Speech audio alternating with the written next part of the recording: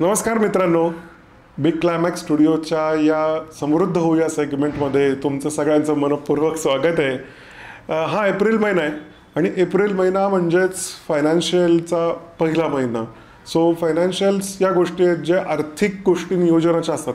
त्या नियोजनामध्ये जबरदस्त पद्धतीने काम केलं किंवा चांगल्या पद्धतीने जर काम केलं तर आपले 4 पैसे वाचू शकतात आणि नियोजन चांगलं केलं तर ग्रोथ चांगली होऊ शकते डेफिनेटली. सो याच पद्धतीने आर्थिक गुंतवणूक म्हणूया किंवा आर्थिक ओव्हरऑल मॅनेजमेंट या रिलेटेड बोलायला आपल्याबरोबर सुहास हर्षी सर आज आहेत.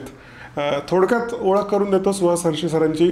सुहास हर्षी सर गेली 25 वर्ष फिनान्स कन्सल्टंट म्हणून कार्यरत आहेत.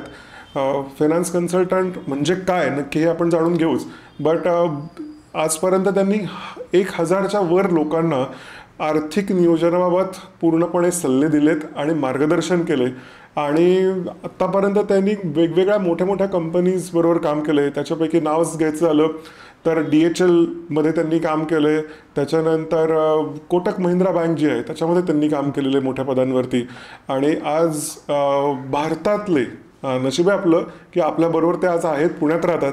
तर भारतातले टॉप 5 जे आर्थिक सल्लागार आहेत त्यापैकी एक सुहास हर्षी सरांचं नाव घेतलं होतं. तर सुहास हर्षी सर, तुमचं आमच्या बिग क्लायमॅक्स स्टुडिओजच्या समृद्ध होऊ या सेगमेंटमध्ये खूप खूप स्वागत आहे. धन्यवाद अनिरुद्ध. मला पण इथे येऊन खूप बरं वाटलं की हा नवीन उपक्रम तुम्ही सुरू केला आहे. येस. आणि त्याच्यामध्ये मला तुम्ही आमंत्रण दिलं आहे आणि लोकांपर्यंत जसं तुम्ही म्हणालात एप्रिल महिना आहे आणि आर्थिक नियोजनाची ही सुरुवात आहे. करेक्ट. तर त्याच्यासाठी लोकांपर्यंत 4 चांगल्या गोष्टी पोहोचाव्या की जेणेकरून त्यांना योग्य मार्गदर्शन मिळता येईल. बरोबर. त्याच्यासाठी हा जो तुम्ही उपक्रम चालू केला आहे त्याबद्दल मी काहीतरी कॉन्ट्रीब्यूट करू शकतो याचा मला पण आनंद आहे. ग्रेट. वेगवेगळे विषय घेऊन आपण समृद्ध होऊयामध्ये वेगवेगळे विचार लोकांपुढे मांडतोय, अनुभव लोकांचे शेअर करतोय जेणेकरून आयुष्यात वेगवेगळ्या अर्थाने माणूस समृद्ध व्हावा हा आमचा प्रयत्न आहे याच्यामध्ये. तर फिनान्शियल्सच्या बाबतीत जर बोलायचं झालं तर आमच्या डोक्यात फिनान्शियल कन्सल्टंट किंवा मार्गदर्शक म्हणून एक प्रतिमा असते which might not be true. कारण काय वेगवेगळ्या बँकांचे आर्थिक सल्लागार आम्हाला भेटत असतात. तर तुमचा रोल नक्की मार्गदर्शक म्हणून किंवा आर्थिक सल्लागार फायनान्शियल मॅनेज कन्सल्टंट म्हणून काय नक्की येतो?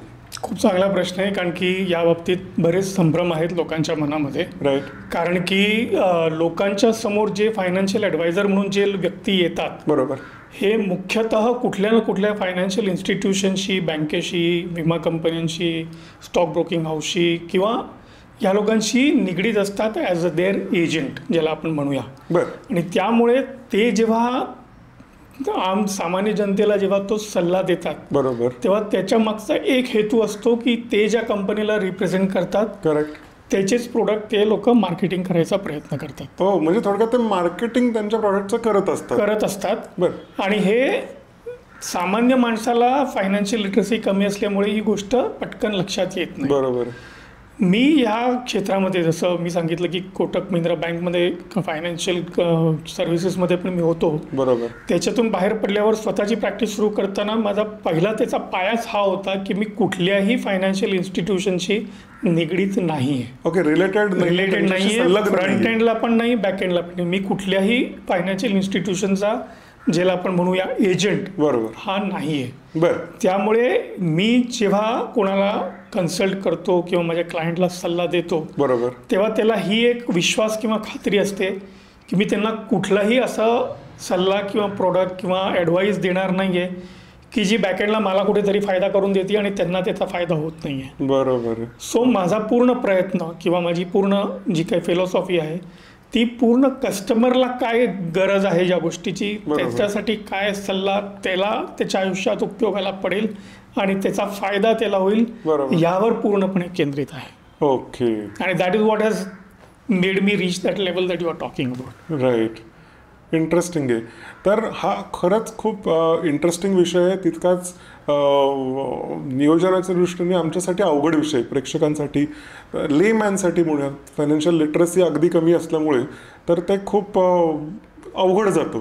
आणि मग पैसेच दरवेळेला कमीच पडतात. दरवेळेला 30वा महिना आला, महिन्याचा 30वा दिवस आला की असं वाटत असतं की यार, म्हणजे जसजसे 30 दिवस जवळ येतील, महिना संपतील, तसं तसं आम्हाला वाटत की यार आता कसं मॅनेज करायचं. बरोबर. तर हाच मुद्दा आणि असे बरेच मुद्दे आपण डेफिनेटली आज डिस्कस करूयात. बरोबर. त्याच्यामध्ये सुरुवात करताना एक मिथ्स पासून आपण सुरुवात करूयात की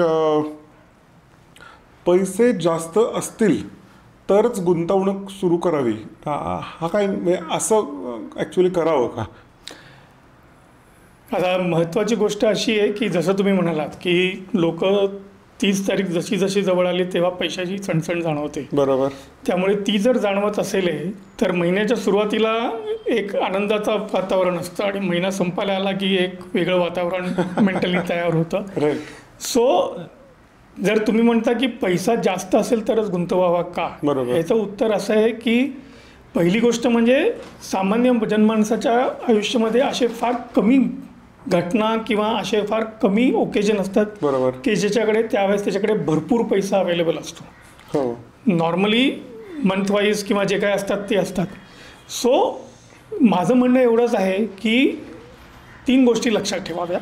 पहिली गोष्ट म्हणजे आज नाही उद्या करीन, चांगल्या दिवसाची वाट पाहीन, चांगल्या मुहूर्ताची वाट पाहीन, माझ्याकडे थोडे जास्त जमा झाले की मी सुरुवात करीन.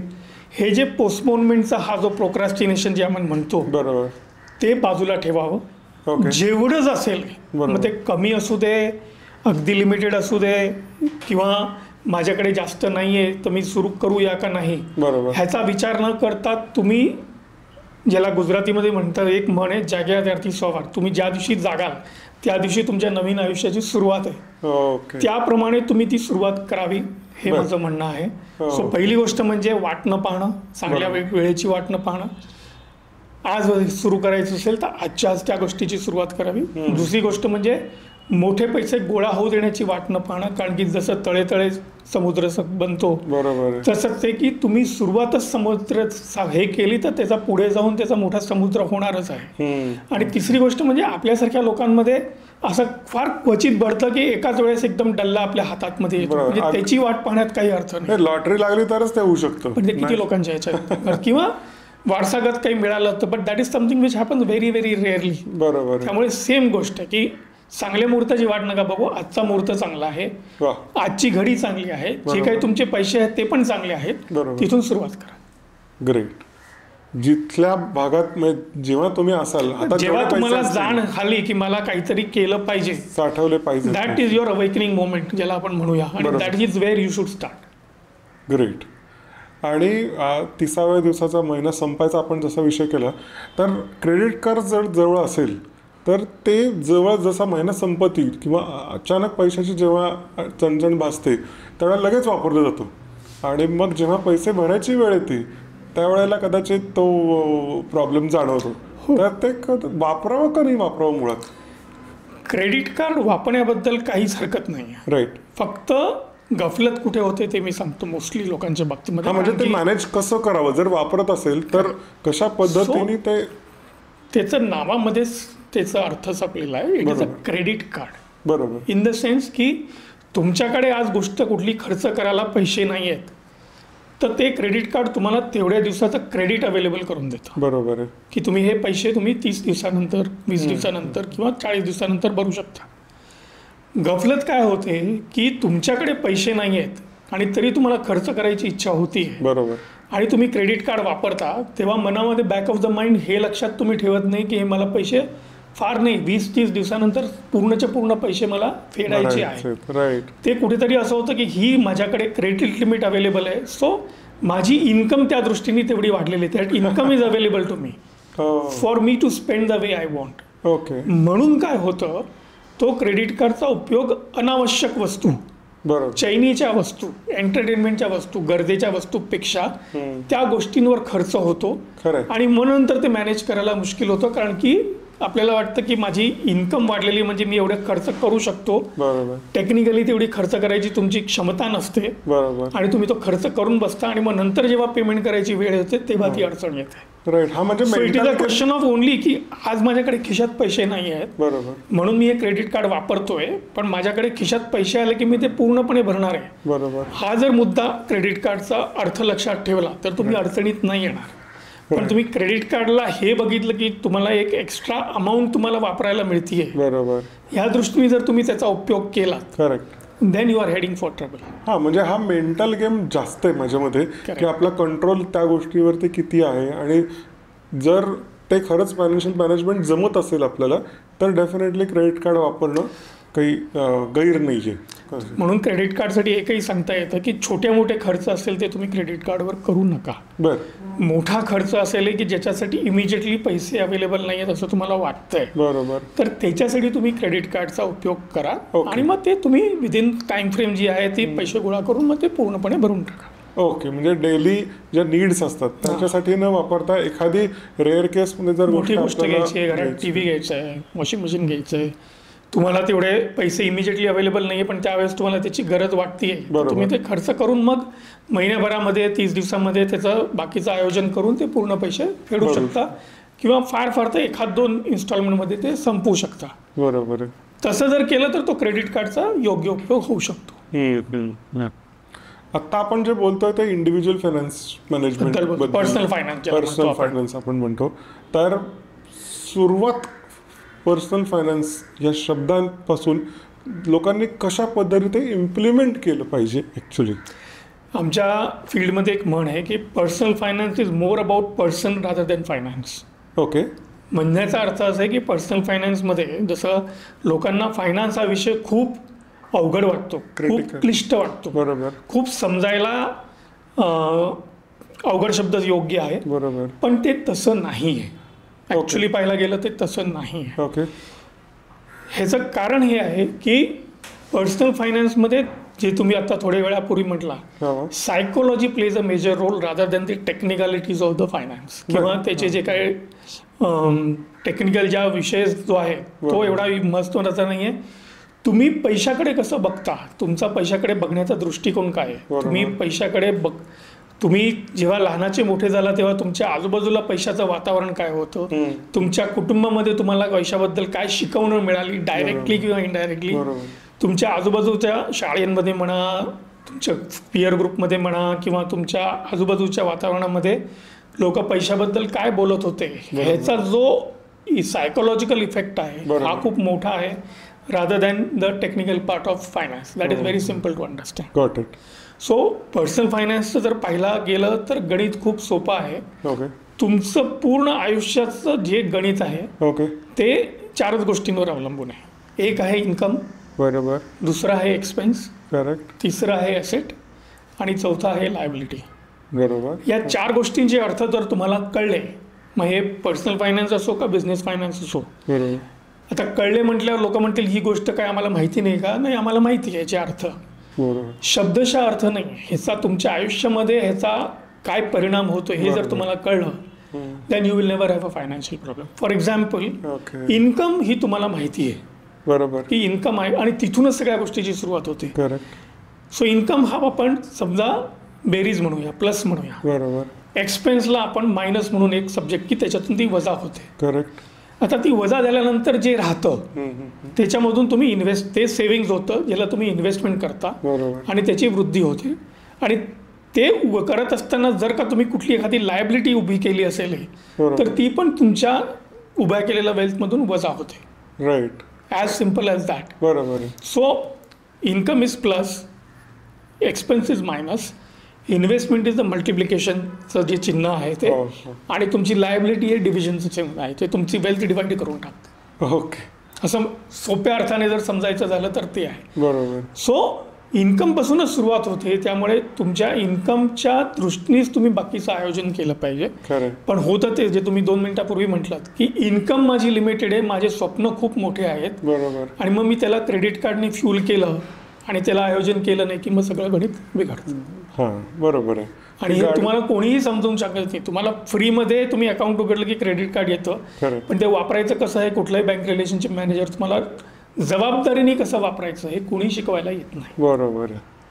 तर म्हणजे आत्ता जसं आपण पर्सनल फायनान्सबद्दल बोललो, तर पर्सनल फायनान्स जेव्हा मी मॅनेजमेंट करतोय माझ्या लेवलला, बरोबर, तर ते कुठल्या फॉर्मॅटमध्ये केलं पाहिजे किंवा त्याचं नियोजन करताना कुठले मुद्दे लक्षात ऍक्च्युअली घेतले पाहिजेत? करेक्ट. सो एक फारच म्हणजे पर्सनल फायनान्स मॅनेज करायचे वेगवेगळे काय बरं म्हणतो फॉर्म्युला किंवा स्ट्रॅटेजीज आपण बोलू शकतो. पण जरी तुम्ही एम्प्लॉई असाल का तुम्ही स्वतःचा छोटा मोठा व्यवसाय करत असाल का मोठे व्यावसायिक असाल, एक सिम्पल फॉर्म्युला मी लोकांपर्यंत पोहोचवायचा प्रयत्न करतो की तुमचं जर इन्कम, जसं म्हटलं इन्कमपासून सगळी सुरुवात आहे, बरोबर, हे जर 100 असेल, मग ते 100च्या गुणामध्ये 1000 असू दे, लाख असू दे का 10 लाख असू दे, 100 ही जर तुमची इन्कम आहे, मंथली इन्कमची मी गोष्ट करतोय, सो तुमच्या ज्या रेग्युलर खर्च आहेत, महिन्याचे खर्च, गरजा म्हणतोय किंवा बाकीचे घर चालवण्यासाठी जे खर्च आहेत, बरोबर, हे तुम्ही 50 मध्ये लिमिट करा. ओके. सो 100 50 रुपये हे तुम्ही या गोष्टीसाठी खर्च वापरू शकता. So it is a 50-30-20 formula पाहायला गेलं तर. राईट. सो ही गोष्ट तुमची गरजांवर गेली. उरलेले जे 30 आहेत हे 2 गोष्टींमध्ये, हे तुम्ही 30 मध्ये तुम्ही थोडीशी चेंज करू शकता आणि थोडीशी तुम्ही थोड्याशा लॉंग टर्म गोष्टींसाठी तुम्ही बाजूला ठेवायचा प्रयत्न करू शकता. ओके. So that is 30. बरोबर. 50 हे गरजांवर गेले, 30 हे ज्याला नीड्सवर गेले, वॉन्ट्सवर गेले 30. बरोबर. 20 is something which should be kept aside. बर. ओके. 100 20 हात लावलाच नाही गेला पाहिजे. आता त्या 20चं पुढे काय करायचं हा वेगळा विषय आहे, पण अगदी सोप्या भाषेत लोकांच्या लक्षात येईल आणि एकदम फिट डोक्यामध्ये बसेल हा फॉर्म्युला असेल तर 50-30-20 हा फॉर्म्युला आहे. 50 गरजांवर खर्च करा, 30 रुपये तुम्ही मजा करा, 20 रुपये बाजूला ठेवा. फायनान्शियल मॅनेजमेंट जेव्हा आपण म्हणतो, पर्सनल फायनान्शियल मॅनेजमेंट, त्याच्यामध्ये कुठले खर्च ऍक्च्युअली टाळायला पाहिजेत? 50-30-20चा फॉर्म्युला तुम्ही आता आम्हाला सांगितला, बरोबर, पण एक्झॅक्टली कुठले खर्च टाळायला पाहिजेत आणि त्याचं मंथली प्लॅनिंग कसं केलं पाहिजे? कारण काय, आज नवीन जो मुलगा ऍक्च्युली नोकरीला लागतो तर त्याचे खर्च ऑलरेडी त्यांनी वाढवलेले असतात, पण त्याला कळत नाही की ते मॅनेज कसं करावं. मग सोल्युशन काय? सोल्युशन हेच आहे की जसं मी सांगितलं की पहिली गोष्ट तुम्हाला माहिती असलं पाहिजे की तुमची इन्कमची कॅपॅसिटी तुमची काय आहे. बरोबर. आजच्या तारखेला हेच होतं, जसं तुम्ही म्हणालात की पहिली नोकरी लागते, पहिल्यांदा पैशाचं स्वातंत्र्य मिळालेलं असतं, कोणाला विचारायचं नसतं, मलाच माझे निर्णय घ्यायचेत. आणि त्यातमध्ये दुसरा एक इश्यू असा होतो की हातात तो स्वातंत्र्य आलं की ते स्वातंत्र्याबरोबरची जबाबदारीचं भान हे विसरायला होतं आणि मग तो वाहवत जातो की बाबा हे आहे तर मी काय करू न काय नाही, आणि ती गोष्टीची सुरुवात होते. सो त्याचं जर जे मगाशी सांगितलं जर की ह्याला जर तुम्हाला अवॉइड करायचं असेल, बरोबर, तर पहिली गोष्ट म्हणजे तुम्हाला भले 50,000 रुपये पगार असेल तर 50,000 पगारातला पहिली गोष्ट म्हणजे जसं मी म्हटलं की 50, 30 आणि 20, बरोबर, तुम्ही 20 बाजूला काढा. फॉर एक्झाम्पल बरेच लोक जिथे नोकरी करतात लोक, त्यांचे PF पैसे त्यांना हातात येतच नाहीत, ESIचे पैसे हातात येतच नाहीत, ते त्यांना दिसत नाहीत. राईट. सो तुम्हाला जे हातात आलेला जो पगार आहे त्याच्यातले पण 20 रुपये किंवा 20%, बरोबर, हे तुम्ही बाजूला काढा पहिले. राईट. आणि मग तुम्ही 80 मध्ये तुम्हाला जे काय मॅनेज करायचं ते करा. Okay. Then you will not have that issue. पण ते जर नाही केलं तर तुम्ही आज तर कदाचित मॅनेज कराल, 100 आले 100 गेले, पुढचंच काय?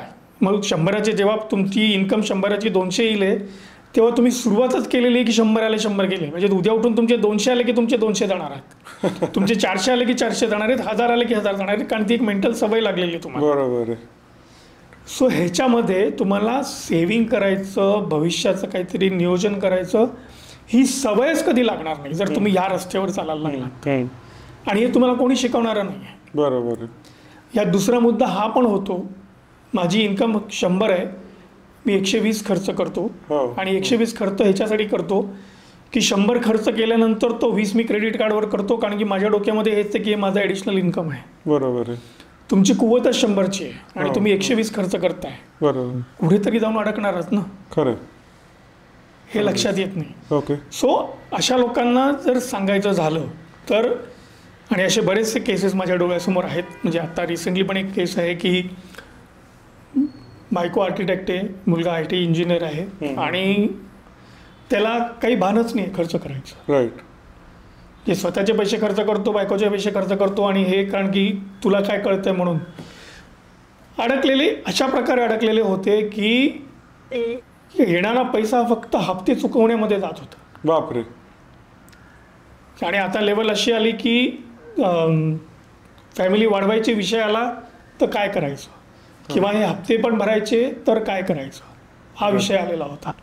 सो मी त्यांना पहिले शांतपणे बसवलं आणि मी सांगितलं की कुठलाही ह्याच्यातून बाहेर पडायचा टेक्निकल सल्ला किंवा फायनान्शियल ॲडवाईस देण्याच्या आधी मला तुम्हाला 3 गोष्टी सांगाव्याशा वाटतात किंवा 3 गोष्टी तुमच्या ध्यानात आणून द्याव्याशा वाटतात. पहिली गोष्ट म्हणजे ज्याला मी 3A फॉर्म्युला म्हणतो.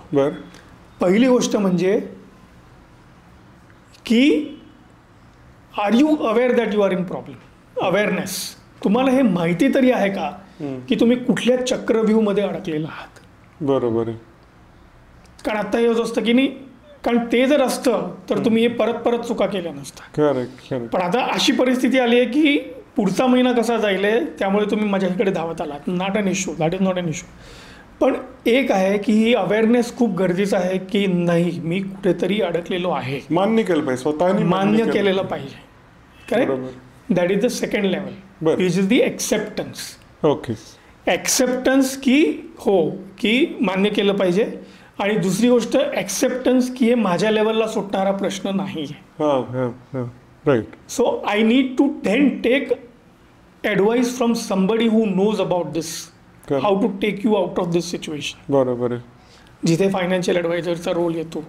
आणि तिसरी गोष्ट म्हणजे एफोर्डेबिलिटी. एफोर्डेबिलिटी म्हणजे काय? आज जर तुम्ही अडकलेला आहात तर 90% तुम्ही लोन किंवा त्याचं देणं किंवा EMI किंवा personal loan, multiple credit cards, त्याचे बेअर मिनिमम चार्जेस वगैरे आणि त्याचे व्याज वगैरे आणि चक्रवृद्धी व्याजमध्ये तुम्ही अडकलेला आहात. बरोबर आहे. दॅट इज द केस. बरोबर आहे. तुमच्या हे पण लक्षात येत नाही की तुम्ही एवढे पैसे भरतात तरी ते लेवल म्हणजे ते लोन कमी होतच नाही, कारण की इंटरेस्टमध्ये तुमचा पैसा बराचसा वाहत जातोय. Correct. My suggestion when I am talking of affordability is की तुमचे जे हजारो रुपये तुम्ही व्याजापोटी ॲक्च्युली डाऊन द ड्रेन जात आहात, बरोबर, त्याच्याऐवजी थोडंसं स्वतः चार्ज घ्या तुमच्या सिच्युएशनचा.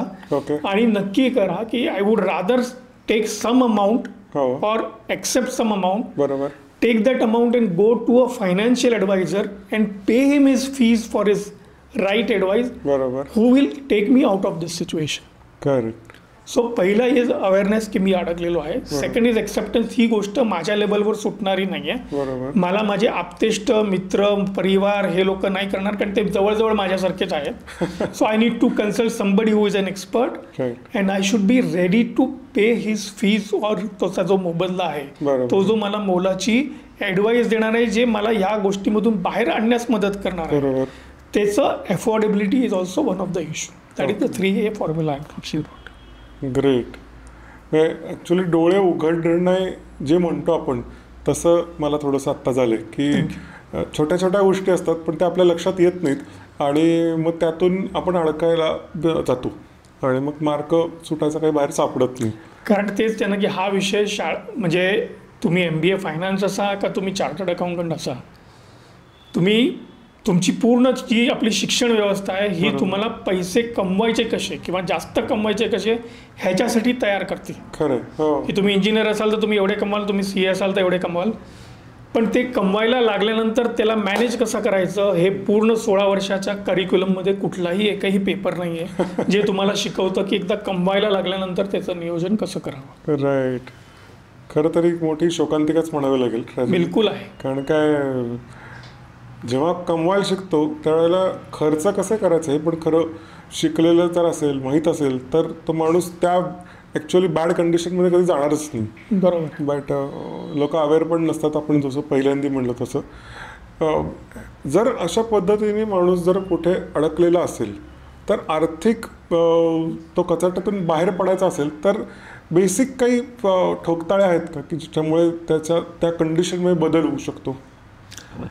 पहिली गोष्ट म्हणजे जर मी अवेअरनेसची गोष्ट केली तर ही आहे की ह्याच्या पुढे मी परत दुसरं पाऊल उचलणार नाही की ज्याच्यामुळे मी नवीन माझं कर्ज वाढवीन किंवा नवीन लोन घेईन किंवा नवीन तो अडकायला हे जातो, एक सोडवायला जातो दुसऱ्यात अडकतो, दुसरं सोडवायला जातो तिसरं.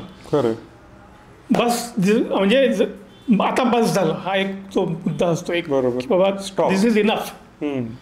So this is enough should be something which you should accept, की बस आता ह्याच्या पुढे काही नाही. बरोबर. दुसरी गोष्ट म्हणजे आता शांतपणे बसून जर मला विचार करायचा झाला करेक्ट. तर आतापर्यंत मी माझ्या मनाप्रमाणे हेच प्रमाणे मी वागत होतो आणि ज्याच्यामुळे मी या लेवलवर आलो. आता मला ह्याच्यातून बाहेर पडायला हवं. जसं हेल्थमध्ये म्हणतो की तुम्ही जर गेलात तर तुम्हाला कुठेतरी कॉम्प्रोमाइज, कुठेतरी डिसिप्लिन, कुठेतरी सेल्फ डिसिप्लिन, कुठेतरी कडू औषधाची घ्यायची किंवा तयारी दाखवायला लागते. सेम गोष्ट इथे अवेलेबल आहे. बरं. काहीतरी कठोर निर्णय, काहीतरी कठोर ज्याला म्हणतो आपण स्टेप्स घ्यायची तुम्हाला तयारी करायला लागते. कुठेतरी कॉम्प्रोमाइज करायची तयारी जर तुम्ही करायला लागलात तर that is the first step to come out of this situation. बरं. मग ह्या गोष्टी ज्या माझ्या ॲब्सोल्युटली गरजेच्या आहेत त्याच मी करीने.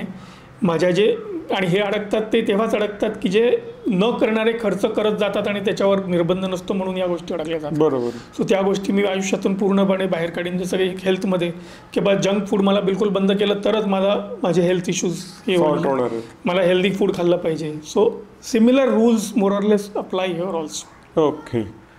ग्रेट. पण तेच आहे की त्याच्यासाठी मग ती अवेअरनेस, ती सेल्फ डिसिप्लिन, ते हेल्दी खाणं, हेल्दी जगणं हे विषय येतात. बरोबर आहे. खर्चाच्या बाबतीत सुद्धा त्याच पद्धतीचं हेल्दी खर्च जिथं गरजेचे आहे तिथेच खर्च करणं किंवा त्याच पद्धतीचं नियोजन आय गेस आपल्याला करावं लागेल. ह्याच्यामध्ये एक मुद्दा आहे. देर इज अ स्मॉल अगेन जसं मी म्हणतो मनी इज मोर अबाउट सायकोलॉजी. बरोबर.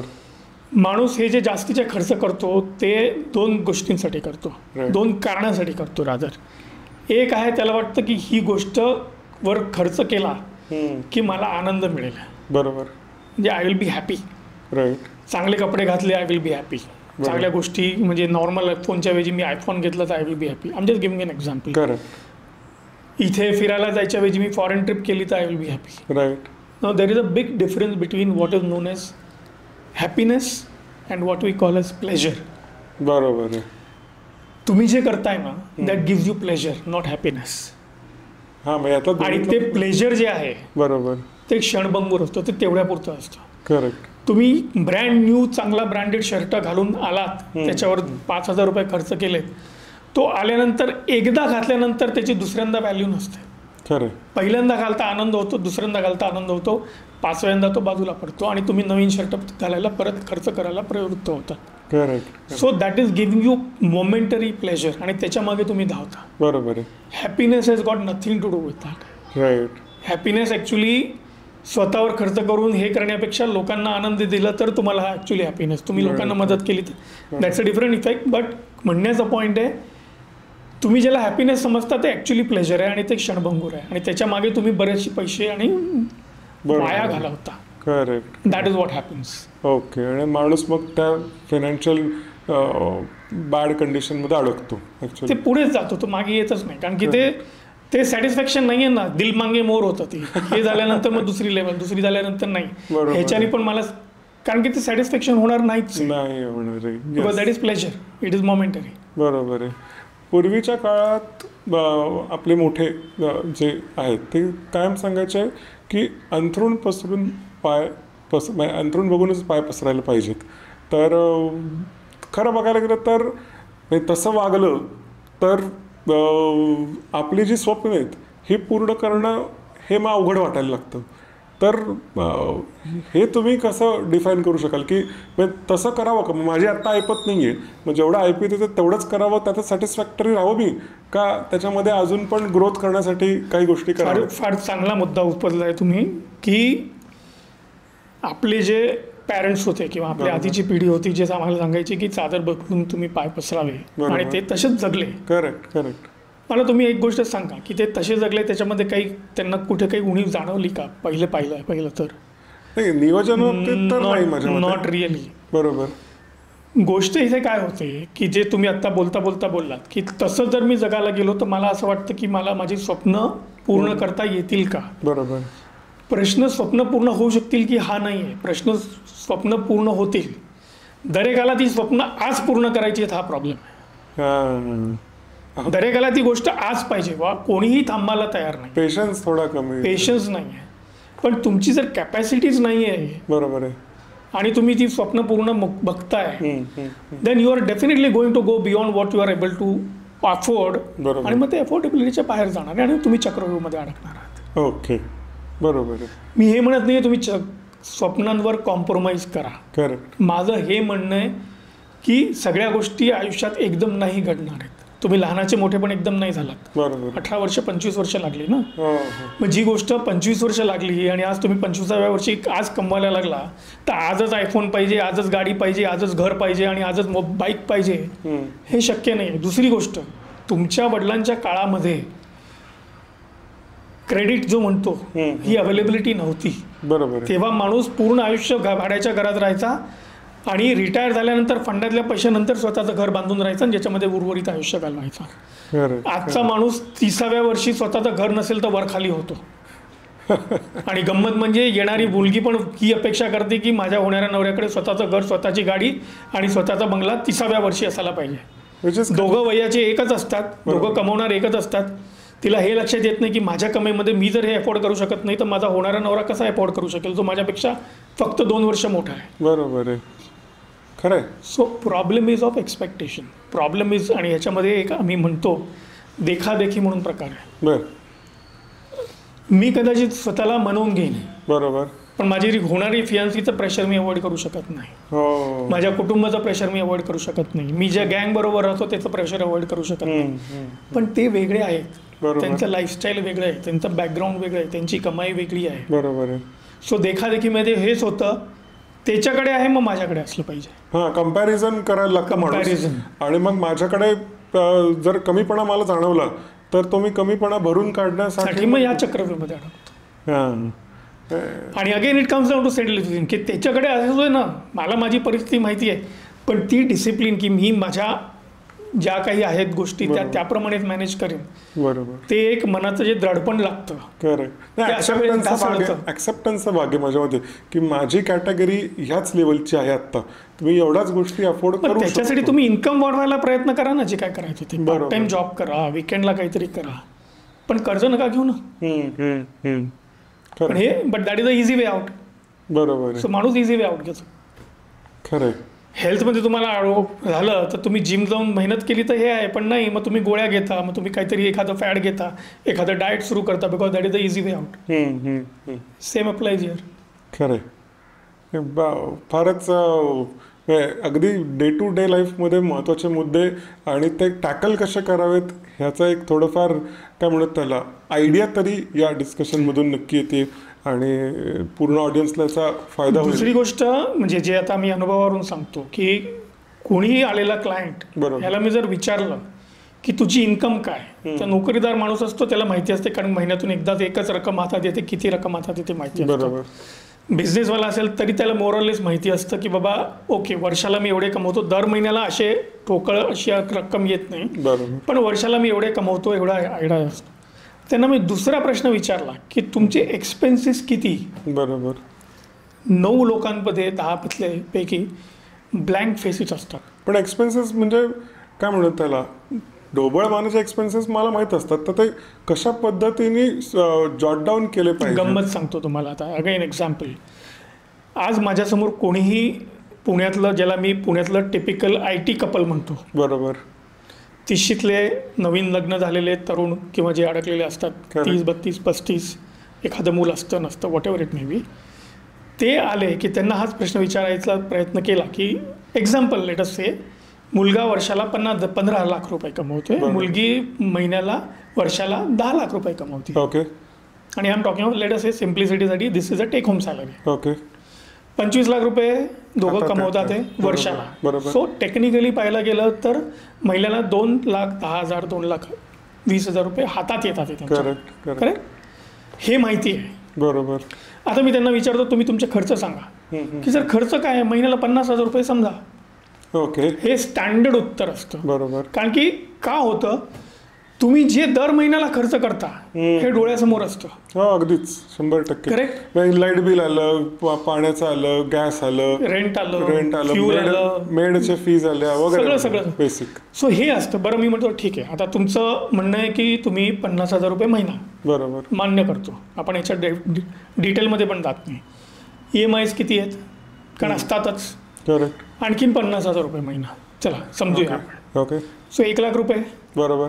ह्याच्या पलीकडे काही आहे का, तर नाही आहे, लक्षातच येत नाही. ओके. करेक्ट.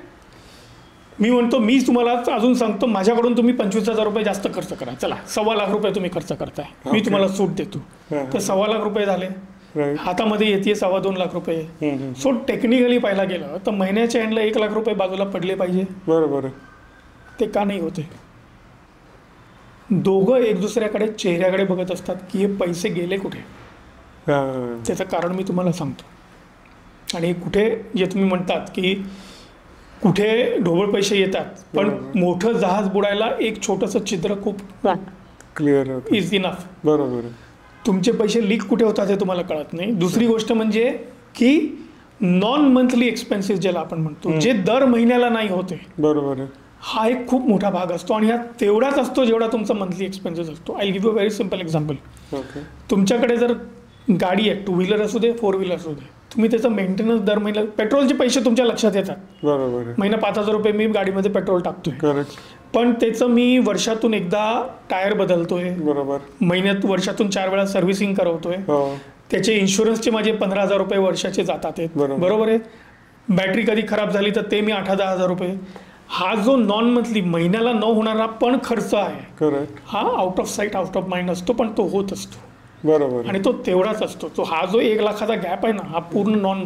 तुम्ही कपडे दर महिन्याला घेत नाहीत, तुम्ही सणवार दर महिन्याला सेलिब्रेट करत नाही, बरोबर आहे, तुम्ही इन्शुरन्सचे हप्ते दर महिन्याला भरत नाही, तुम्ही मेंटेनन्सचे खर्च दर महिन्याला भरत नाही, तुम्ही प्रॉपर्टी टॅक्स वर्षातून एकदा देता, तुम्ही लाईफ इन्शुरन्सचे प्रीमियम वर्षातून एकदा किंवा 2दा किंवा 4 वेळा देता, तुम्ही हेल्थ इन्शुरन्सचा प्रीमियम 1दा-2दा देता, तुम्ही फिरायला दरवर्षी सारखे दर महिन्याला जात नाही. बरोबर. हे जे नॉन मंथली एक्सपेन्सेस आहे, they add up to as much as your monthly expenses. So example एकदम सिम्पल, मी तुम्हाला 1,25,00,000 रुपयाची गोष्ट जाणून दिली. आता 1,00,000 रुपये राहिले. तुमचा महिन्याचा खर्च किती होता? 50,000 रुपये तो आणि 50,000 रुपये हप्ते. आता हा 1,00,000 रुपये नॉन मंथली, 1,00,000 आणि 1,00,000 ॲड करा आणि मी तुम्हाला 2.25 येतात, 2.25 जातात. कुठे जातात त्याची पत्ता लागत नाही. ह्याचं कारण हे. बरोबर. So the way to do it is start maintaining a record of each and every expense.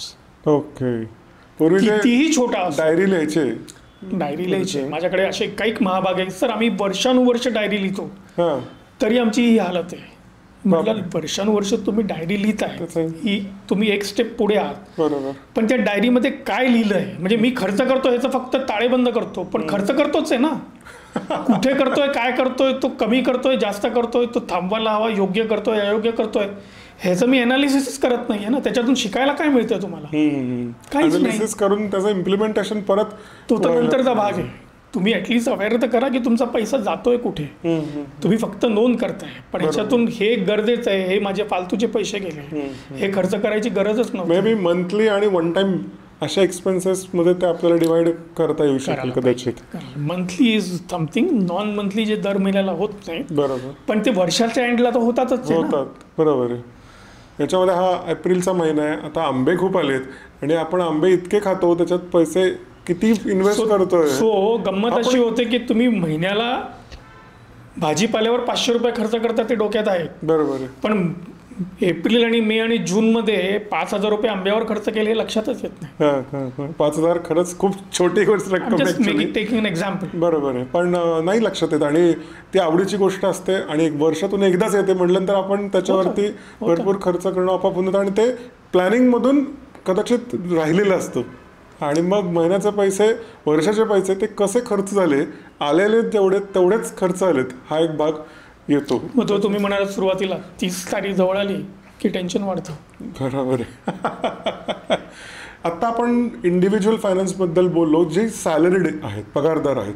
But इंडिव्हिज्युअल्समध्ये असेही लोक येतात की जे फ्रीलान्सिंगमध्ये काम करतात, प्रोजेक्ट बेसिसवरती काम करतात आणि त्यांचं इन्कम जे हे खूप अनसर्टन असतं, इरेग्युलर आहे. बरोबर. सो त्याची आणि भीती असते की या महिन्यात आहेत आणि पुढच्या महिन्यात नाही आहेत, तर त्यांनी फायनान्शियल मॅनेजमेंट कसं करायला पाहिजे? खूपच महत्त्वाचा मुद्दा आहे. आणि एक हा जेव्हा पण माझ्यासमोर, जसं तुम्ही म्हणता, इरेग्युलर इन्कमवाले कन्सल्टंट्स म्हणा, प्रोफेशनल्स म्हणा किंवा छोटे मोठे व्यावसायिक म्हणा, हे जेव्हा माझ्यासमोर येतात तेव्हा हा त्यांचा फार महत्त्वाचा किंवा जिव्हाळ्याचा मुद्दा असतो. तो त्यांना सांगावंसं मला एकच वाटेल, जे मी थोड्या वेळापूर्वी सांगितलं, की जो पगारदार माणूस आहे बरोबर त्याच्याकडे महिना टू महिना जसं म्हटलं आपण की 100 रुपये ही त्याची इन्कम येते विच इज रेग्युलर. करेक्ट. आणि त्याला आपण सल्ला दिला की 100 आले की त्याचे तू 50, 30 आणि 20 याप्रमाणे वाटणी कर. बरोबर. आणि then things will be all right. Correct. इथे काय होतं आहे, इरेग्युलर जेव्हा तुम्ही म्हणता, सो आय एम अज्युमिंग की आज माझ्याकडे 500 आले. बरोबर. तर मी काय करावं? तर होतं काय की आज 500 आले, हो, तर मी ती 500 ही मंथली इन्कम समजून मी त्याप्रमाणे खर्च करून टाकतो. बरोबर.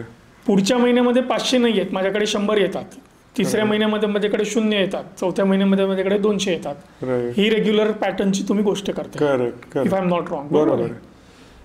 ह्याच्यामध्ये सांगायचा मुद्दा हाच आहे की हा जो तुमच्याकडे 500 आज आलेले आहेत, बरोबर, हे तुमचे महिन्याचे 500 नाही आहेत. त्याच्यासाठी तुम्ही because you are a freelancer, तुम्ही 2 का 3 महिने मेहनत केली किंवा 4 महिने मेहनत केली आणि तुम्हाला एका वेळेस 500 आले. बरोबर. सो टेक्निकली ते 500 महिन्याचे 500 नाही आहेत, ते कदाचित 5 महिन्याचे 500 आहेत. बरोबर. सो जो सल्ला किंवा जी फॉर्म्युला तिथे अप्लाय होते 100च्या बाबतीमध्ये, की त्याचे तुम्ही 50, 30 आणि 20चं डिस्ट्रीब्युशन करा, बरोबर, तोच मुद्दा तीच फॉर्म्युला 500ला लागू होते.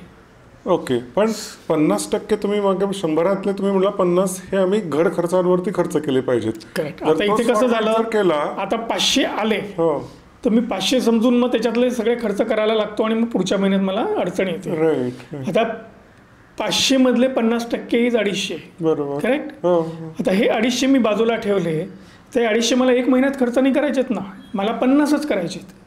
आणि मला हे 5 महिने चालतात, कारण की माझी इन्कम ही 5 महिन्याची इन्कम आहे, ही 1 महिन्याची नाही आहे. सो जी इन्कम मला इरेग्युलर इन्कम, जी एकदम एक रकमी मोठी रक्कम हातात येते, बरोबर, ह्याला मी हाच फॉर्म्युला त्याचाच अप्लाय केला तर मग अडचण येणार नाही. कारण की गफलत कुठे होते, हीच 500 पुढच्या महिन्याला पण 500 येणार आहे.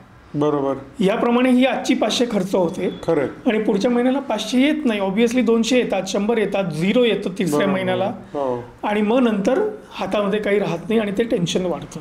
राईट. सो जो फॉर्म्युला तिथे 100ला लागू होत होता, तोच फॉर्म्युला इथे 500ला लागू होतोय. तोच कदाचित तुमच्याकडे उद्या उठून 1000 आले तर 1000ला पण तोच फॉर्म्युला वापरायचा आहे, ज्याच्यामुळे तुम्हाला ही महिन्याची अडचण येणार नाही. So again, it is a question of awareness that this is not a monthly income.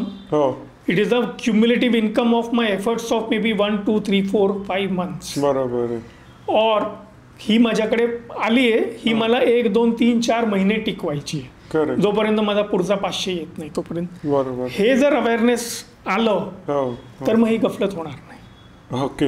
आणि महिन्याचं जसं तुम्ही ते हे गणित म्हणताय, जरी अनरेग्युलर आले, इरेग्युलर आणि जास्त अमाऊंट आली, कारण काय होतं, तुमची इरेग्युलर इन्कम जरी इरेग्युलर आली तरी एक्सपेन्सेस रेग्युलर आहेत ना. बरोबर आहे. ते इरेग्युलर नाही होते. त्यामुळे मग हा फॉर्म्युला तुम्हाला कामाशी होतो. अगदीच. की तुमचे एक्सपेन्सेस जो आहे तो 50 आहेत आणि महिन्याचा तुमच्याकडे 500 आले, तुम्ही त्याच्यातले 50, 250 बाजूला ठेवले, तुम्हाला एका महिन्यात 50च खर्च करायचे, ऑटोमॅटिकली तुमचं पुढचं 5 महिन्याचा नियोजन झालं आणि तुम्ही टेन्शन फ्री झाला. बरोबर. पण ह्याच्यामधलं म्हणजे अनालिसिस जर करायचं म्हटलं तर इयरली अनालिसिस आपण जास्त करून मग त्याला मंथलीमध्ये डिवाइड केलं तर बरं पडेल. हो ना. पण ते इयरली करेपर्यंत तुम्हाला, आता फॉर एक्झाम्पल जसं तुम्ही म्हणालात एप्रिलचा महिना आहे, बरोबर, आणि मी थोड्या वेळापूर्वी हेही सांगितलं की शक्य झालं तर तुम्ही दरेक गोष्टीचं बरोबर रेकॉर्ड ठेवा, इन्क्लुडिंग एक्सपेन्सेस. बरोबर. हे जर रेकॉर्ड तुम्ही इन्कमचं आणि तुमच्या एक्सपेन्सेसचं 1 वर्ष ठेवलं तर पुढच्या एप्रिलमध्ये तुम्ही तेव्हा बसाल, बरोबर, तेव्हा हे इम्प्लिमेंट करणं तुम्हाला खूप सोपं जाईल. कारण की तुमच्याकडे रेकॉर्ड असेल की तुम्ही काय केलं. प्रत्येकाला होमवर्क आहे. एक्झॅक्टली गरजेचं आहे. ते होमवर्क आहे. पण ते होमवर्क तुमच्याच कामाचं. बरोबर आहे. आणि हे घेऊन कोणी तुम्हाला देणार नाही, हे तुम्हाला स्वतःच करावं लागणार. अगदी अगदी ठीक. याच्यामध्ये एक महत्त्वाचा भाग आहे हा इन्व्हेस्टमेंटचा. कारण का मी आज जर एक अमाऊंट जर इन्कम जनरेट करत असेल तर पूर्वीच्या लोकांसारखी आम्हाला आता पेन्शन काही मिळणार बिलकुल नाही. तर तो कसा भाग, कारण का आज मी इन्कम जनरेट करतोय, आज 50-60 पर्यंत इन्कम जनरेट करेन, आणि जेवढे जर खर्च केले, इन्कम केली, तेवढेच जर खर्च करायला लागलो तर माझ्या उतार वयात मला काहीच मिळणार काहीच नाही. So how should we as a young generation tackle this point? So young जनरेशनला सांगायचं झालं तर आता फॉर एक्झाम्पल इन्व्हेस्टमेंटचा जो प्रकार आहे, बरोबर, 100 आपण 20 जे बाजूला केले, correct. So that is something which ते बँकेत राहण्यात काही अर्थ नाही आहे. त्याचा इन्व्हेस्टमेंटचा ते 20चा इन्व्हेस्टमेंटचा मुद्दा इथे उपस्थित राहतो. आता यंग जनरेशनची जी सध्याची लोक आहेत ती 2 टोकाला असतात. म्हणजे हे मी अधिक उदाहरणं पाहिलेली आहेत आणि हे गेल्या 5 वर्षामध्ये जास्त प्रकर्षाने जाणवलेलं आहे की ते पैसे घ्यायचे आणि अशा गोष्टींमध्ये गुंतवायचे की ज्याची आपल्याला काहीच माहिती नाही आहे. उदाहरणार्थ लोक शेअर्समध्ये गुंतवले तर मी समजू शकतो, पण मग ते ऑप्शन्स आणि फ्युचर्समध्ये खेळतात, which is a higher level of speculation on stocks, की ज्याच्याबद्दल माहिती नसतं. पण तिथे काय इझी मनी, फास्ट मनी दिसतो. थोडक्यात जुगार खेळल्यासारखं. स्पेक्युलेशन इज जुगार. Okay, right. माझं म्हणणं एवढंच राहिलं की त्याच्याऐवजी तुम्ही शेअर्सच्या ऐवजी F&Oच्या ऐवजी जर तुम्ही शेअर्समध्ये गुंतवले, बरोबर, किंवा म्युच्युअल फंडमध्ये गुंतवता तेव्हा तुम्ही एका एक्सपर्टला तो पैसा सोपवता, जो चांगल्या कंपन्यांना आयडेंटिफाय करून तुमच्या वतीने त्याच्यामध्ये इन्व्हेस्ट करतो आणि त्याच्यामधून जे रिटर्न येतं ते तुम्हाला डिस्ट्रीब्यूट करून परत करतो. बेस्ट. हा एक प्रकार झाला. दुसरा प्रकार झाला की तुम्हाला म्युच्युअल फंडमध्ये नाही आहे, तुम्हाला स्वतः अनुभव घ्यायचा आहे, स्वतः शिकायचं आहे, स्वतः इन्व्हेस्टमेंटमध्ये इंटरेस्ट आहे. So you would like to invest in shares on your own. Example, आता आपण शेअर्स बद्दल बोलतोय, आपण F&O बद्दल बोलत नाही आहोत आता. शेअर्समध्ये गुंतवणूक म्हणजे काय आहे? शेअर या शब्दाचा अर्थ, जसं मग अशी मी क्रेडिट कार्डचा क्रेडिट हा शब्द अर्थ समजवला, बरोबर. शेअर्स म्हणजे तुम्ही ज्या कंपनीचा शेअर विकत घेताय, त्या बिझनेसचा तुम्ही एक हिस्सा विकत घेताय. बरोबर. Share of business. बरोबर. When you buy a share of a particular company, you are actually getting part ownership, share of a ownership of that business, of that company. बरोबर. Correct. As a share holder तुम्ही 1 share घेतला तरी तुम्ही share holder आहात, मग तुमच्याकडे 1 lakh share असले तरी तुम्ही शेअर होल्डर आहात. बरोबर. म्हणण्याचा मुद्दा इज नेक्स्ट. आज जसं तुम्ही आता थोड्या वेळापूर्वी म्हणालात की बरेचसे लोक आहेत जे फ्रीलान्सर आहेत, प्रोफेशनल्स आहेत, कन्सल्टंट्स आहेत, सेल्फ एम्प्लॉईड लोक आहेत. त्यांनी जेव्हा स्वतः हा व्यवसाय स्वतःचा जो काही सुरू केला, बरोबर, तेव्हा त्यांनी एक्सपेक्ट केलं का की मला आज मी व्यवसाय सुरू केला आणि पुढच्या महिन्यात मला पैसे मिळायला लागतील, आज मी कदाचित कुठल्या गोष्टीमध्ये इन्व्हेस्ट केली आणि 2 महिन्यानंतर मला त्याचा परतावा मिळेल? नाही. साधारण काय टाइम फ्रेम मनामध्ये घेऊन चाललो होतो की आज मी कुठला नवीन व्यवसाय सुरू केला, नवीन प्रवृत्ती सुरू केली, नवीन प्रॅक्टिस सुरू केली, तर मी 3 वर्ष मला लागतील, 3 वर्ष मला त्याच्यात इनपुट द्यावा लागेल, जेणेकरून त्यानंतर मी परताव्याची अपेक्षा करू शकतो. गुजरातीमध्ये परत ती म्हण आहे, कारण गुजराती मी याच्यासाठी करतो की ते धंदेवाले लोक आहेत, त्यांच्यामध्ये म्हण आहे की नवीन व्यवसाय सुरू केला तर 1000 दिवस त्याच्यातून परतावा एक्सपेक्ट करायचा नाही. 1000 दिवस, 1000 डेज एक फॉर्म्युला आहे त्यांचा. 1000 डेज इज रफली अबाउट 3 इयर्स, रफली 3 इयर्स, थोडेसे कमी. तुम्ही आज शेअर घेताय एका कंपनीचा आणि तुम्ही एक्सपेक्ट करताय की तो 2 महिन्यामध्ये डबल झाला पाहिजे, 6 महिन्यामध्ये डबल झाला पाहिजे. आता हे गणित कुठे बसतात? यू आर इट इज, तुम्ही जेव्हा शेअरमध्ये गुंतवताय, तुम्ही एका कंपनीचा शेअर घेताय विकत, भले तुम्ही 10,000 रुपये त्याच्यात गुंतवले का 50,000 रुपये गुंतवले, it is as good as you are actually starting a new business on your own with small amount. मग हे जर आहे, मग तुमची अपेक्षा कमीत कमी 3 वर्ष थांबायची असली पाहिजे. खरं, ते तुम्ही नाही करत आणि तिथे गडबड होते. सो लॉंग टर्म विचार, लॉंग टर्म इन्व्हेस्टमेंट, तुम्ही जर का इन्व्हेस्टमेंटचा विचार करत असाल, बरोबर, तर तुम्ही 3 ते 5 वर्षाचा व्ह्यू घेऊन चाललात आणि 3 ते 5 वर्ष शांतपणे बसायची तुमची तयारी असेल, उड्या मारायच्या नसतील वेड्या वाकड्या, तर मग तुम्हाला प्रॉब्लेम येणार नाही. ओके. पण प्रॉब्लेम हाच आहे की लोक F&A मध्ये जातात, 15 दिवसात डबल बघतात, त्याच्या 15 दिवसात त्याचे मायनस होतात, मग त्याचे परत चौपट होतात. ते स्पेक्युलेशन आहे. That is not something which is investment. मी त्याला इन्व्हेस्टमेंटच म्हणत नाही. अच्छा, बरोबर आहे, आलं लक्षात. शेअर्स ही प्रॉपर गुंतवणूक आहे, because you are actually holding a share of that business. Mutual fund ही प्रॉपर गुंतवणूक आहे, because you are actually investing in companies through a different route. बरोबर. That is how it is. Okay. दुसरी गोष्ट जी young लोकांना मी सांगीन, आणि मग काय होतं, हे लोक जे जळलेले आहेत असे F&O वगैरेमध्ये पैसे टाकले आणि बुडाले काही कारणामुळे, ते मग आयुष्यभर शेअर वगैरे मध्ये बघत नाही. ती एक मोठी आणखीन चूक होते. बर. ओके. मग तुम्ही FD मध्ये आणि बँकेमध्ये पैसे ठेवून तुमचं ऍक्च्युली काही वृद्धी होणार नाहीये. बरोबर. हाच एक लॉंग टर्म एक अव्हेन्यू आहे तुम्हाला पैसे वाढवण्याचा. पण ते असं म्हणतात की पहिल्यांदाच दुधाने एकदम पोळला गेलेला माणूस मग कधीच बघत नाही, तसा तो प्रकार होतो. So it is better to be a little more cautious and slow and study on your investment journey rather than jump in to conclusion and then come out because of adverse experience. बरोबर. That.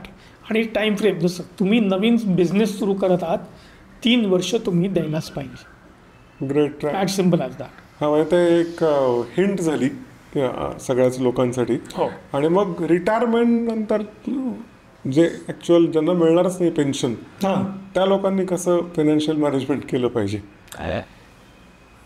त्या लोकांना financial management करायचं झालं तर एकच गोष्ट सांगेन की तुम्ही जे 20 रुपये बाजूला ठेवत आहात, बरोबर, दर मंथली किंवा जे काय इव्हन तुम्हाला इरेग्युलर येतात, बरोबर, त्याच्यातला 10 रुपये हा तुम्ही पुढचे वर्ष, 2 वर्ष, 3 वर्ष, 5 वर्षामध्ये काही गोष्टी, उद्दिष्ट तुम्हाला गोल साध्य करायचे असतील तर ते 10 रुपये तुम्ही त्याप्रमाणे गुंतवले पाहिजे. ओके. आणि बाकीचे हे जे 10 रुपये आहेत हे तुम्ही पुढची 25 वर्ष विसरून न्यायचे. Which means that 10 rupees is going to go towards building up your retirement corpus. Okay, बरोबर. आणि ही जर डिसिप्लिन तुम्ही मेंटेन केली, आता तुम्हाला वाटतंय 10 रुपयांनी काय होणार आहे, पण 10 रुपयांनी 10 म्हणजे 10% काय होणार आहे, बरोबर. सो हे 20 मधले 10% तुम्ही तुमचे जे शॉर्ट टर्म गोल्स आहेत, 2 वर्षांनी गाडी घ्यायची आहे, 5 वर्षांनी डाऊन पेमेंट करायचं आहे, किंवा मुलांच्या ॲडमिशनसाठी वापरायचे आहेत, काही असू शकतात त्याचे उद्दिष्ट, बरोबर, ते तुम्ही त्याप्रमाणे त्याचं इन्व्हेस्टमेंट करू शकतो. आणि हे जे 10 आहेत हे तुम्ही फक्त रिटायरमेंटसाठी बाजूला ठेवायचे. Fill it, shut it, forget it, जसं ते हिरो होंडाची ॲड होती तसा प्रकार येतो, आणि ते तुम्हाला त्यावेळेस कामास येतील. ओके. पण आता होतं असं की आमचं अकाउंट एकच असतं, सगळे येताना पैसे एकाच अकाउंटमध्ये येतात, आणि जेव्हा खर्च करायला तेव्हा त्याच अकाउंटमध्ये जातात, आणि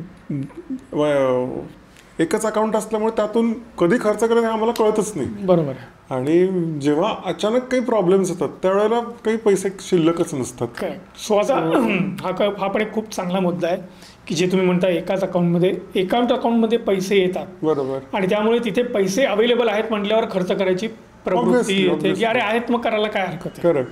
आणि मग ते केल्यामुळे मग बाजूला शिल्लक पडायला काही वाव नसतो. बरोबर आहे. सो ह्याच्यासाठी एक ट्रिक मी अजून सजेस्ट करतो की तुमच्याकडे जर एक बँक अकाउंट असेल किंवा एक सेव्हिंग्ज अकाउंट असेल, तुम्ही 2 सेव्हिंग्ज अकाउंट उघडा. बरं. व्यावसायिकांना करंट अकाउंट उघडण्यावर बंदी आहे, पण पर्सनल लेवलला तुम्ही हवे तेवढे सेव्हिंग्ज अकाउंट उघडू शकता. राईट. ओके. हे सेव्हिंग्ज अकाउंट पण शक्य झालं 2 वेगळ्या बँकांमध्ये उघडा. बरं. सो फॉर एक्झाम्पल 100 रुपये तुमच्या एका अकाउंटमध्ये आले, बरोबर आहे. आता अगेन 50-30-20चा फॉर्म्युला, त्याच्यातले 20 उचलायचे आणि त्या दुसऱ्या बँक अकाउंटमध्ये ट्रान्सफर करून टाकायचे आल्या. ओके. आता हे जर माणूस रेग्युलर पगारदार असेल तर तो स्टँडिंग इन्स्ट्रक्शन देऊ शकतो. बरोबर. तुमच्या सारख्यांकडे इरेग्युलर असतील तर हे तुम्हाला मॅन्युअली करायला लागेल. करेक्ट. जेव्हा येतील 100 आले, 20 बाजूला काढले, 500 आले, 100 बाजूला टाकले. बरोबर.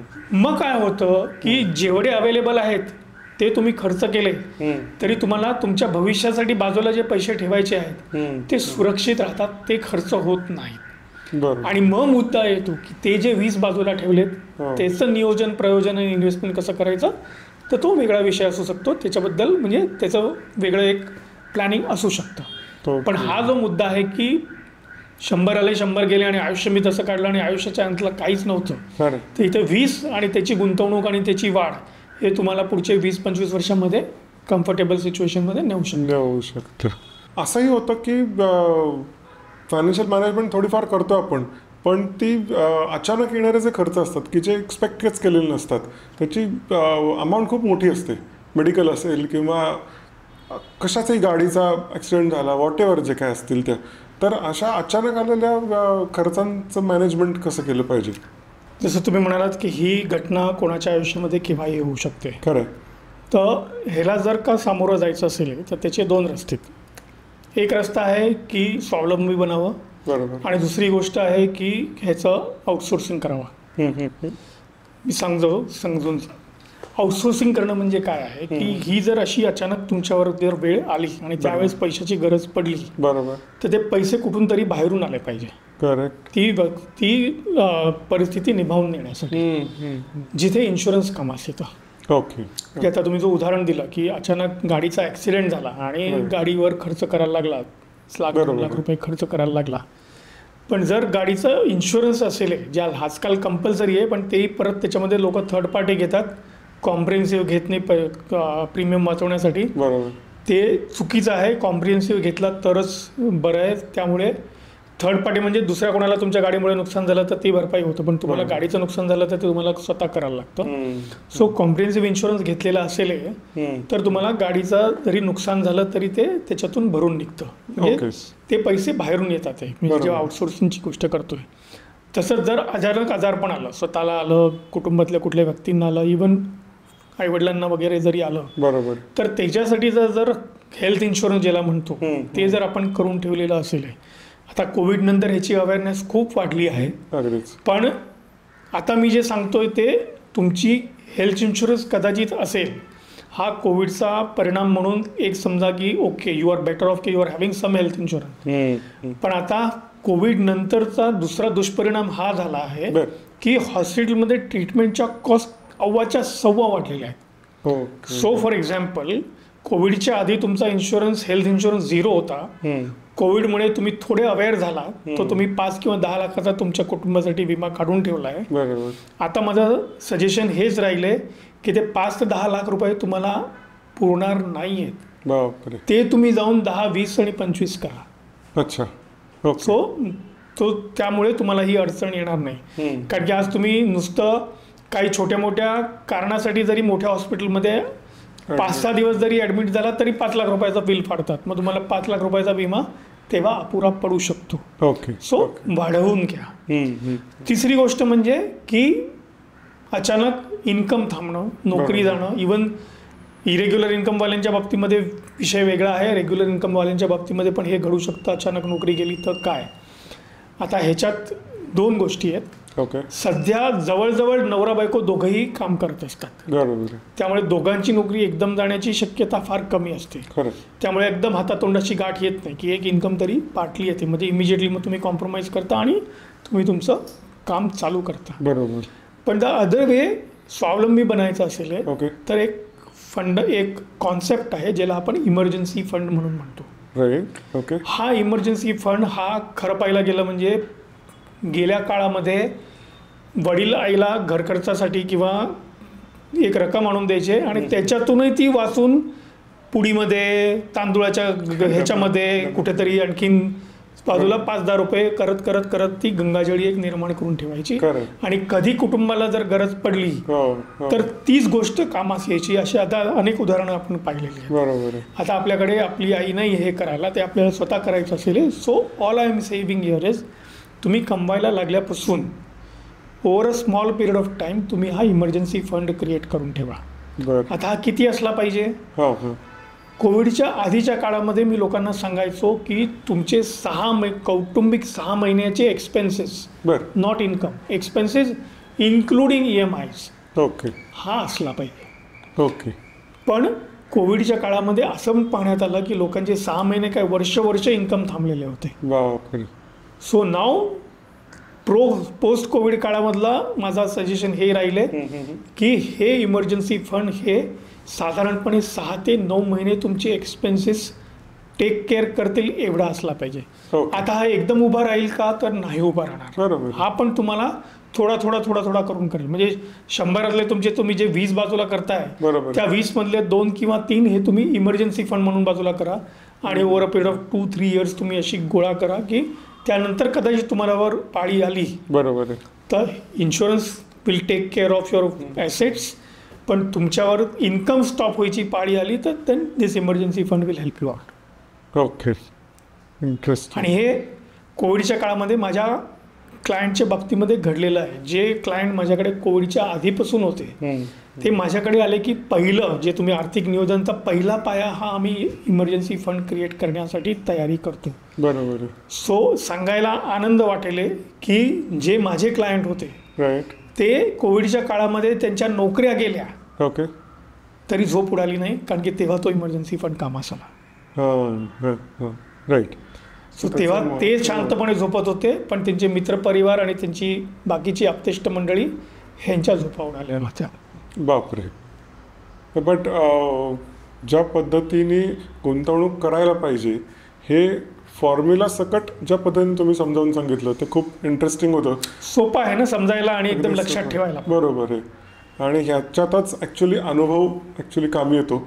आणि गेल्या 25 वर्षांचा तुमचा अनुभव या छोट्या छोट्या सल्ल्यांमधून आम्हाला खूप जाणवला आणि डेफिनेटली तो प्रेक्षकांनासुद्धा खूप महत्त्वाचा वाटला असेल. तर आज समृद्ध हो या आमच्या बिग क्लायमॅक्स स्टुडिओच्या सेगमेंटमध्ये तुम्ही आलात. प्रेक्षकांना फायनान्शियल लिटरसी, फायनान्शियल मॅनेजमेंट त्याच्याबद्दल खूप चांगली माहिती दिलीत. त्याबद्दल आम्हा सगळ्या प्रेक्षकांकडून, चॅनलकडून, आमच्या सेगमेंटकडून तुमचे खूप खूप खूप धन्यवाद सर. आणि प्रेक्षकांना पण खरंच खूप धन्यवाद. तुम्ही हा अख्खा एपिसोड न चुकता बघितलात. व्हिडिओ आवडला असेल तर लाईक करा. तुमच्या सगळ्या मित्रमंडळींना, आप्तेष्टांना आणि पूर्ण माहितगारांना ही सगळी माहिती कळवा. व्हिडिओ शेअर करा. चॅनलला लाईक, सबस्क्राईब करा आणि कमेंटवरती नक्की कळवा कसा एपिसोड वाटतोय. तर लवकरच नवीन विषय घेऊन भेटूयात. तुमच्या आवडत्या आणि वेगवेगळे विषय घेऊन तुम्हाला समृद्ध करायला बिग क्लायमॅक्सच्या यूट्यूब चॅनलवरती. तोपर्यंत थँक्यू.